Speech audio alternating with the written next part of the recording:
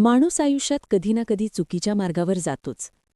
कोणी गरजेमुळे, कोणी मोहामुळे, तर कोणी राग, अहंकार किंवा निराशेमुळे. त्यावेळी माणूस चूक करतो. पण त्याहून मोठी चूक म्हणजे आपण चुकलो आहोत हे न मानणं.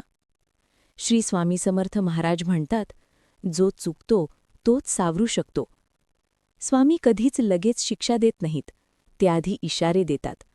मनात अस्वस्थता निर्माण करतात. रात्री झोप लागत नाही. चुकीचं काम केल्यानंतर आनंद मिळत नाही.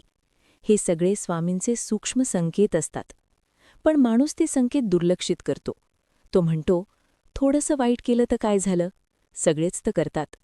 आणि तेव्हाच स्वामी शांतपणे पाहत राहतात.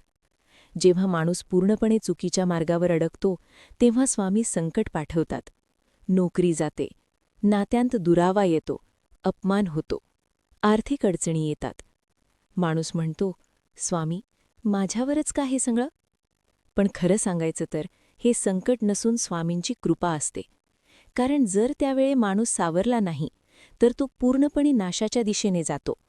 स्वामी कोणालाही वाईटात टाकत नाहीत, पण चुकीच्या मार्गावरून वळवण्यासाठी ते कधीकधी कठोर होतात.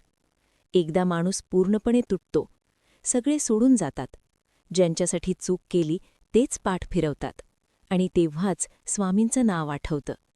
त्या क्षणी माणूस रडतो. पहिल्यांदा स्वामींशी खरा संवाद होतो. तो म्हणतो, स्वामी, मी चुकलो, मला वाचवा. त्या एका सच्च्या हाकेत स्वामी वितळतात. स्वामी माणसाला परत संधी देतात. पण ती संधी बदलासाठी असते, पुन्हा चूक करण्यासाठी नाही. ते माणसाला योग्य लोकांशी जोडतात. वाईट सवयींपासून दूर करतात. मनात पश्चात्ताप निर्माण करतात. आणि हळूहळू जीवन पुन्हा उभं करतात.